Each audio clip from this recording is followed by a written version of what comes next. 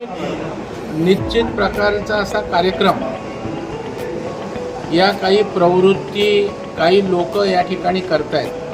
म्हणजे सरकारची कुठलीही गोष्ट जी चांगली आहे, जनहिताची आहे आणि जी जर लोकांपर्यंत पोहोचवण्याचा प्रयत्न असेल तर त्याच्या संदर्भात एक नॅरेटिव्ह सेट करायचं आणि सरकारच्या प्रती त्या ठिकाणी लोकांमध्ये असंतोष निर्माण करायचा, अशा प्रकारचा एक नियोजनबद्ध षडयंत्र आहे. त्याचाच एक भाग आहे असा माझा स्पष्ट आरोप आहे. मला वाटतं एवढं चांगलं बजेट केंद्राने दिलं आहे आणि त्या बजेटची माहिती लाभार्थ्यांपर्यंत, ज्यांना त्याचा लाभ होणार आहे त्यांच्यापर्यंत पोचवणं आणि साध्या भाषेत बजेट त्या ठिकाणी पोचवणं, हे मला वाटतं त्याचं स्वागत व्हायला पाहिजे.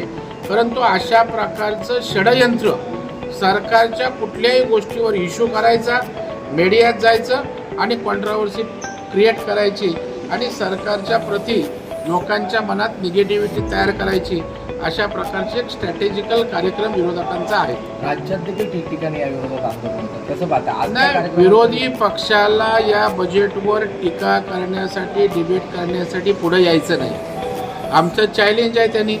आम्ही जर बजेटच्या बाजूनं त्या ठिकाणी अशा प्रकारचे कार्यक्रम घेतोय, सर्व पक्षाचा एकत्रित कार्यक्रम ठेवा, आमची तयारी आहे त्या ठिकाणी यायची. परंतु यांना केवळ टीका करायची आहे, यांना बजेटवर चर्चा करायची नाही. संजय राऊत यांनी वेगवेगळ्या याच्यावर टीका केलेली आहे. त्यांनी असं म्हटलं की शिंदे या अगोदर अहमद पटेलांना देखील मिशा लावून भेटायला जात होते.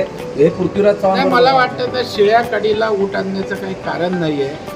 सगळ्या गोष्टी झालेल्या आहेत, नीट सरकार चाललंय. आता कोण टोपी घालून गेलं, कोण मिशा घालून गेलं, याच्यावर चर्चा करणं बाष्पळपणाचं ठरेल. नवीन घडामोडी पाहण्यासाठी आजच आम्ही मुंबईकर 24 तासला लाईक करा, सबस्क्राईब करा आणि अपडेट रहा.